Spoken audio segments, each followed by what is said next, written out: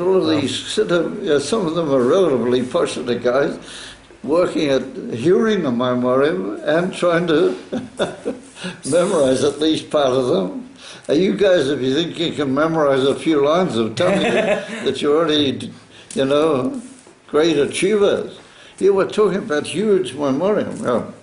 So there was once a person, a chassid of the Middle Rebbe, and he was very brilliant. He had a memory, how they call it, I've forgotten. Photographic memory? Yeah, photographic memory, yeah. And he would just, put into his head whole huge, memory from the Middle Rebbe, and then wherever he would go, he would chazer over the memory. This is exactly as the Middle Rebbe said them. So it went very well. So one time he comes to the Middle Rebbe and he has Yechidas with the Middle Rebbe. And he said to the Middle Rebbe, he has Hatzlocha with giving over the Maimorim. He said, but he wants to stop.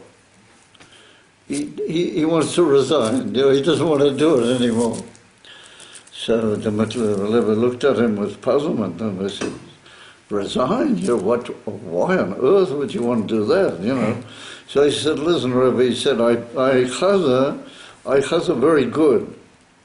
So he said, what happens is that I get yeshus, You know what yeshus is? Self-pride, Yeshut, from Russian, yes. I get yeshus. In Lubavitch, yeshus was the prime disease. If you suffered from yeshus, you were like, Because I have yeshus? Yeah. So you want to stop? You're like an incurable disease. So he said, Rebbe, I feel good, I get yeshus when I chazah the mamore. Right. So the Middle Rebbe said, sorry. said, okay. So he said, you know what? He said, from you should become a onion. From you should become a tzibbaleh. It's an expression in Yiddish. If you want to say you should just, go into the ground, you should just be broken apart. You say to somebody, from dir so werden a tzibbaleh. You should become like a small onion, you understand? So the Middle Rebbe knew Yiddish very well, so the Middle Rebbe said to him, like a slang expression, the Middle Rebbe said to him, von dir so werden a tzibbaleh, aber chassidus sollst du chazern. He said, I don't care about you, I don't mind if you become like an onion, but he said, you have to give over the chassidus. Wow. Yeah. Some of you guys learn the other day around here, no? Yeah. Oh. So you know that an onion is what they call a Ladova Hamamid. He gives a lot of time. Onion's got very powerful. So he's not, but if he gives a taste, then you don't need, Shishim's not going to help, because he gives a taste, B'mashahu, and that is able to be oyster, the tarivas, because it's a dover hamamid, or it's a dover hanois and tam chazak mod. The Rebbe said, why did the Middle Rebbe say to him, you should become an onion? So what he meant to say was, you should become broken into pieces, but you should become like a giver of tam, of taste, into the whole mixture, and it'll never become bottled, you understand? It never become, cancelled out. That's what the Rebbe learns. And the Geonis from the Rebbe, of Al Chaponim, that's what the Middle Rebbe said to him. So we see from that the Middle Rebbe said that he doesn't care about you, The main thing is there has to be spreading out of the message of Pnimis HaTorah. And not the way you would give over, but it's got to come from the, how do you call it, the real McCoy. It's got to come from, and you've got to just give it over. Yeah. And it doesn't matter about you, I've heard the whole idea is the Middle Rebbe wanted to make real chsidim, But when it comes to Ufarat, how do you call it? No holds barred. No, how do you call it? Limits, no holds barred. And therefore we suggested the Melech HaMashiach is called Poretz. Yeah, he's the breaker of all the boundaries. Oh, wow. Okay, so we see that here's Yaakov in the middle of this dream. He's got these four rugs, what do you call them, steps on the ladder. Four. Because the Gemara says Stammer ladder has 4 steps. And so it comes along the Ramban, and the Ramban says that there were 4 Malachim. And they were going up, and they were coming down. There was one for each step. And the Ramban says, he brings from a Medrash, it's in the Pirkei de Rabbi Eliezer, and also in the Tanchuma, he said that that's the 4 great rulers of the 4 great Goliaths. In other words, the 4 great exiles. We have, how do you call it, Mitzrayim, and then you have Madai, Purim, and then you have Yovon, that's Chanukah, and then you have Edom. And we're in Golas Edom right now. Officially, we're in Golas Edom. So it's written that the Ramban says, the kasha that we asked at the beginning, that the Heilig Uruzhin dodged the kasha. The Heilig Uruzhin. Yeah, so why are they going up and not coming down first? Why are they going up? So he said that's indicatory that they would all rise up and be very powerful. And that's why they would have the Yidden under their control. But they would come down, meaning that they would fall down the back of the ladder. They would all have an afila. You follow? Mm-hmm. Except for Edom, he's the last one. He just sort of goes up very slowly, and he seemed to sort of stay at the top of the ladder. So Yaakov Avinu says to the Eivester, what's with this last guy, this last Malach? So the Eivester said, don't worry, he's going to hang on for a long time. He's going to hang on a long time, but eventually he's going to collapse, and I'm going to bring him down personally. And that's what's written in this week's or next week Haftarah. It's written, Im Tagbi Kanesher, if you'll be like an eagle. He says this to Edom. Ovadia Hanovi says it to Edom. If you get up very high, I will bring you down from there. And that's the Avista talking through the prophet. So it's going to be hard work with Edom, but he's eventually going to, he'll also be brought down. It's going to be tough going with him. Therefore, it's been a long and very, very straining God. You follow? So comes along the Alter Rebbe had a very close colleague and friend by the Maggid when he was learning. And you ever heard of the Reb Pinchas Baal HaFloah? Did you ever hear? You didn't hear. So the Reb Pinchas Baal HaFloah, his name was Reino Pinchas Horovitz. He was a Levi. Most people who are called Horovitz are Levium. Yeah.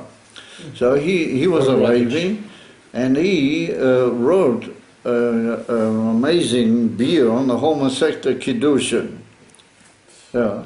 On the homosexual Kiddushin, and it's called Sefer HaMachner. And it is one of the most amazing Sforim that's been written on any part of the Gemara.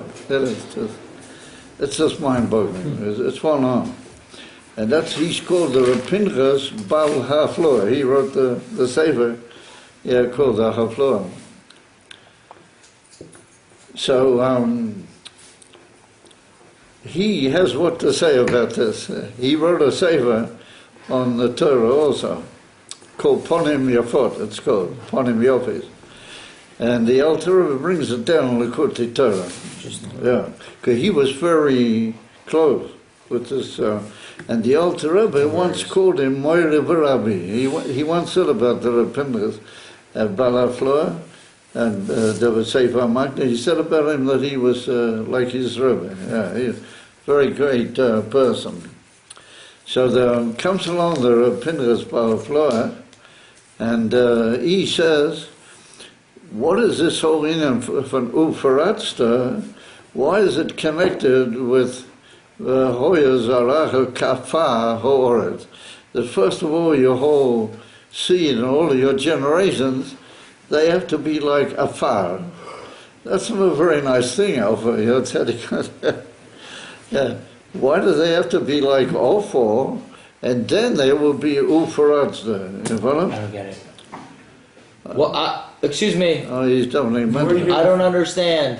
First it says in the pasuk, Ufaratsta means to spread out. Yeah. Then it says Probably break all the boundaries. Oh, first it says And dirt and then also, offer is something which is stuck on the ground. Hello. Not just it's stuck on the ground, but it's nobody holds it to be important to offer. You follow? You tread on the dust, and no worries about that. Why do they have to be kafah ha'oret in order to hold by ufarat? You follow? Would seem that there's some connection. So he says, first of all, b'derech haposhet, and then he says something a little bit more, and then with that we'll sort of round things off, hopefully. And he says that afar is indicatory of what in Lubavitch they call bittul. Have you ever heard of bittul? It indicates. You ever heard of bittul? How would you translate the word bittul? Afar. No, it's a self-notification. Yeah. Rabbi Bolton defines it as fitting in. Yeah, well, maybe, yeah. From our Pliskin. I once, to Rabbi, if he said it in the name of Rabbi, Rabbi was mamish a holy person, but I heard another pshat from a Talmud of mine years and years ago, around about the time your father was in the yeshiva, maybe a bit before, and he used to try to get into the chassidus so much that he would sort of in the middle of the shiur he would light up, and and he would get all excited. That's like you guys that I have to keep you awake with black coffee or something. But he would, so he was very good at defining things.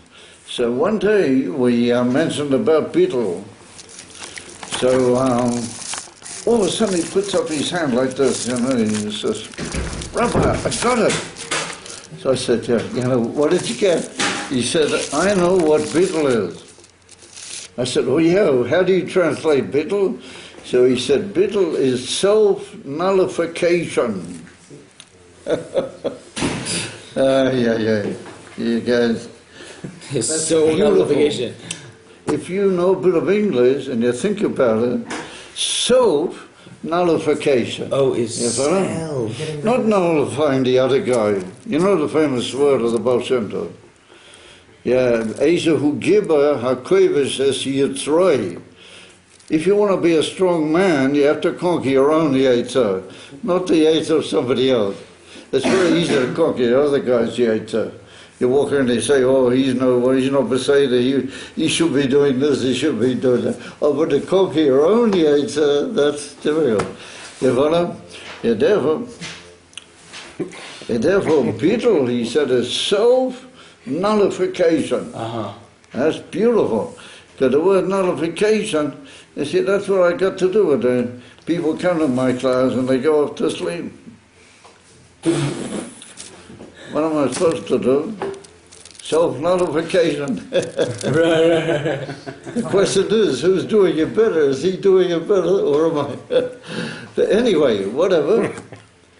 Self-nullification. That's beautiful. The Pinus Balafloa, he says that Afar Ha'oret in Aveda Amidias is when you are holding by Emasa nullification.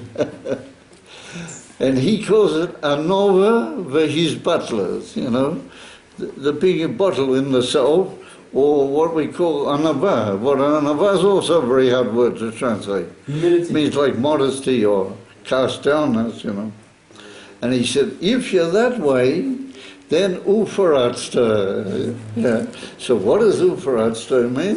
He said, that's like the Middle Rebbe said, the midas of the Ein Sof. Whoa. Ein Sof means Whoa.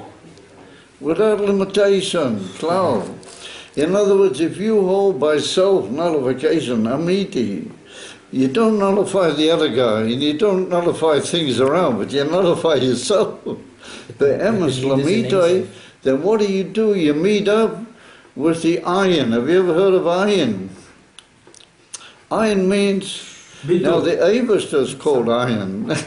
Yesh mi iron. Why do we call the Avesta iron? Because we're not massing him. We don't really know. He's the Avesta, yes. The Avesta, yes, is the Avesta. We call him iron because we're not massing anything. So if you are holding by self-nullification, bittul, then you reach the inyan of how the Avesta is not understood by anybody, which means midas to ain't saved. Right? In other words, that you go up and you get involved in unlimited things. So you can have an effect.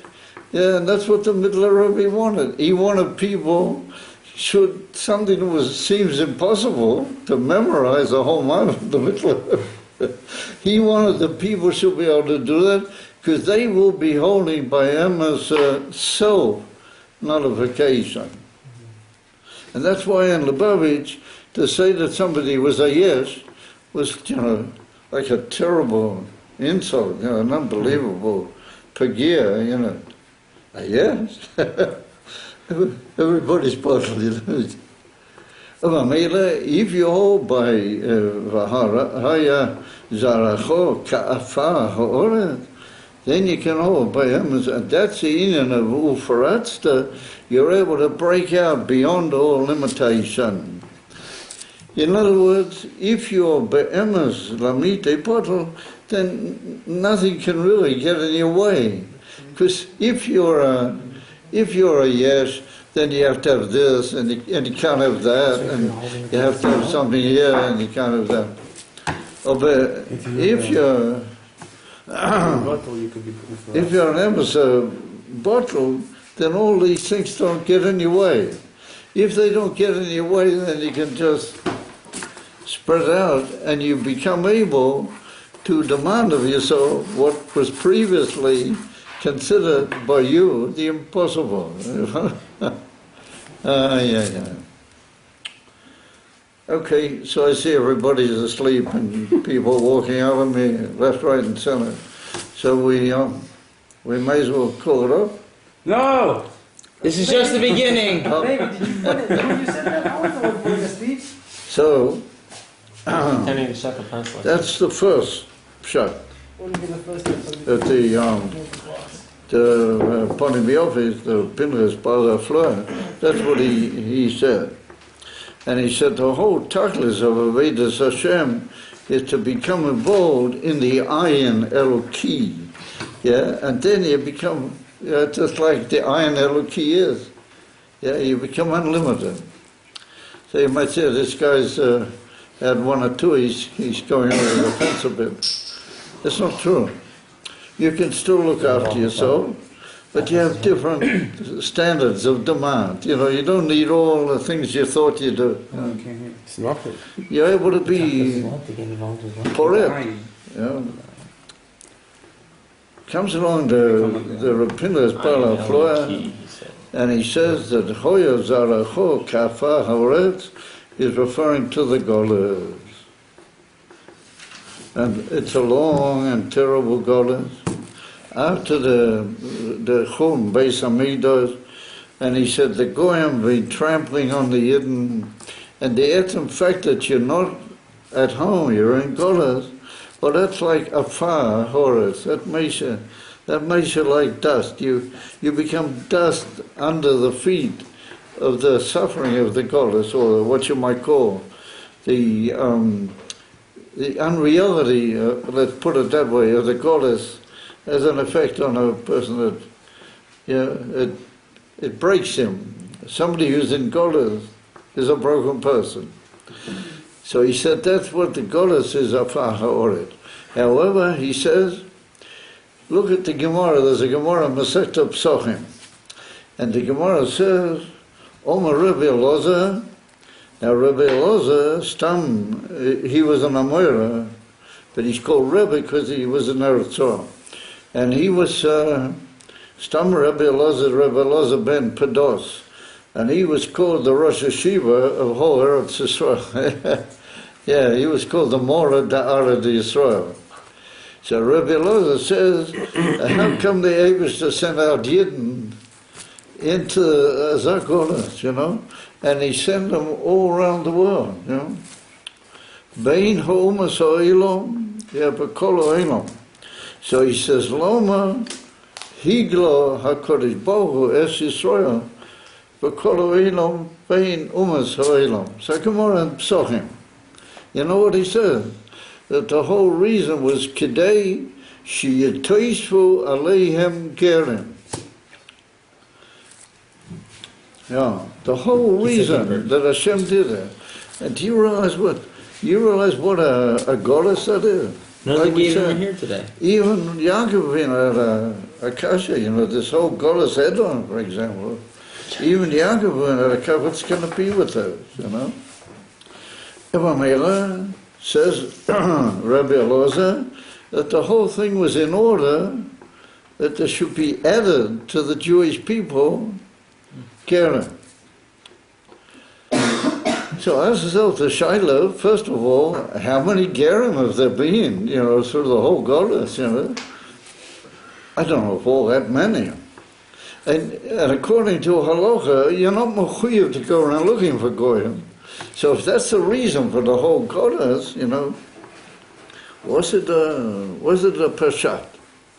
So come along certain people, and they say that those Gerim that were Gerim, they had a tremendously general significance. For instance, Onkelos, he was after already the Chum Bayashen, Onkelos, he was a Ger Tzaddik, and the Gemara in Masechta Avodah Zarah tells us all about how it happened. You know the whole story, Onkelos. And so he's in every Chumash throughout the world. You got Onkelos. Then you got Rabbi Meir. Rabbi Meir was born from Gerim. Rabbi Kiva was the son of a Ger.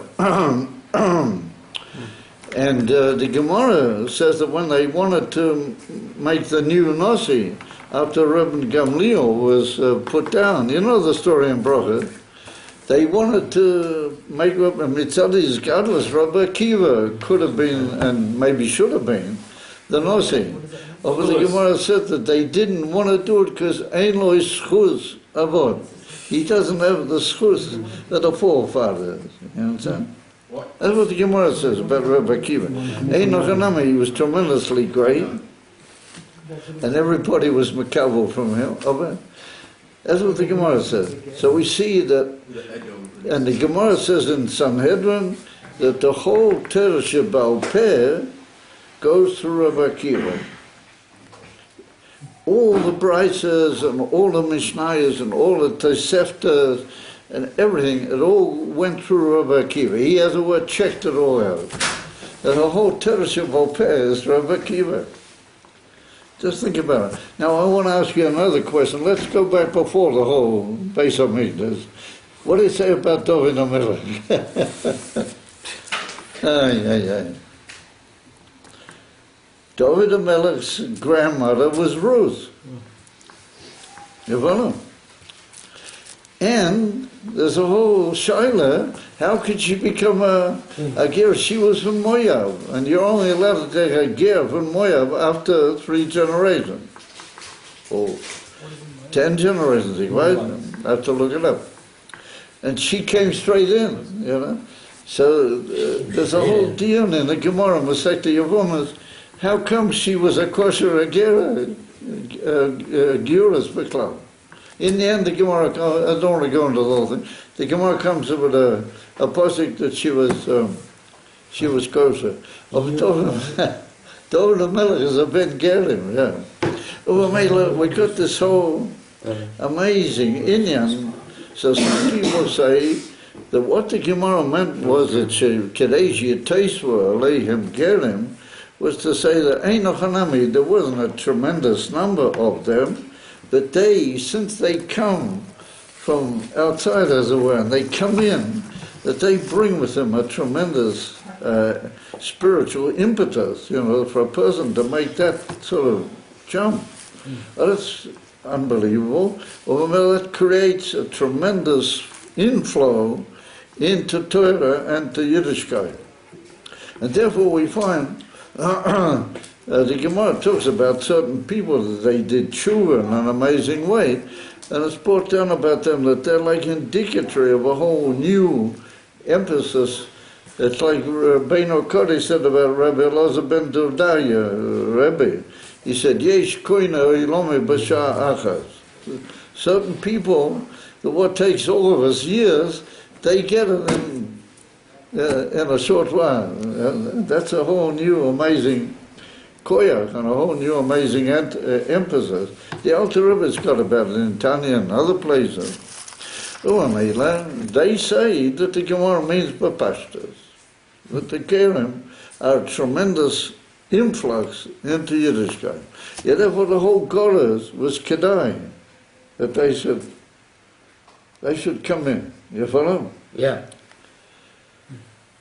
So I notice that everybody's taking notice very calmly. Yeah. Information. Yeah, exactly. Oh, my Lord.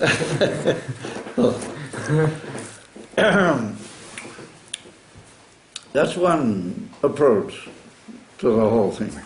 The Marsho over there in the Gemara, he says a very interesting thing, the Marsho. He says that Yidden have to spread out throughout the whole world in order that they have to teach the Goyim the true Emunah.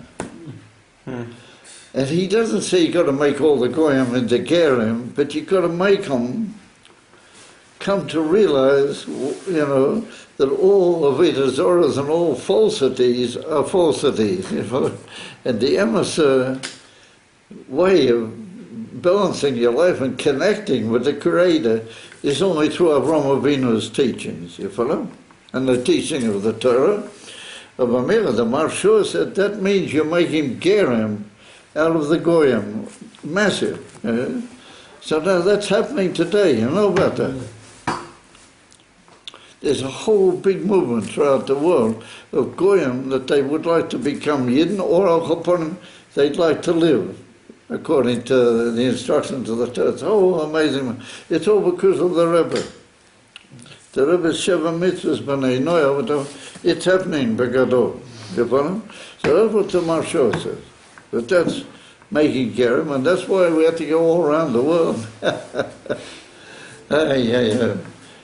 We have to go around the world to catch all these Goyim and make them in dimension. You follow? Therefore, some of the Goyim who have Seichel, they have respected the Jewish people. Over those who don't have any Seichel, they object to them because they know that they have something that they don't have, and they would prefer to dodge the issue. That they would like to keep out, and they know that the Yidden are not going to let them, you know. So they don't like Yidden. Therefore, they had a cause. They besmirch the Yidden.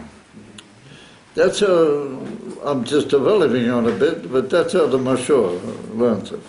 Comes along to Pinchas Balafla, and he says an amazing idea, and the Alter Rebbe brings this in several places. And he says, let's go a bit higher. He said, when Hashem created the world, he could have made everything ideal. He did. He made the Olam Harishon in Gan Eden. But it didn't last very long. So that would tend to indicate that so Hashem didn't want it to last. That's what the Rebbe Mara says in a place.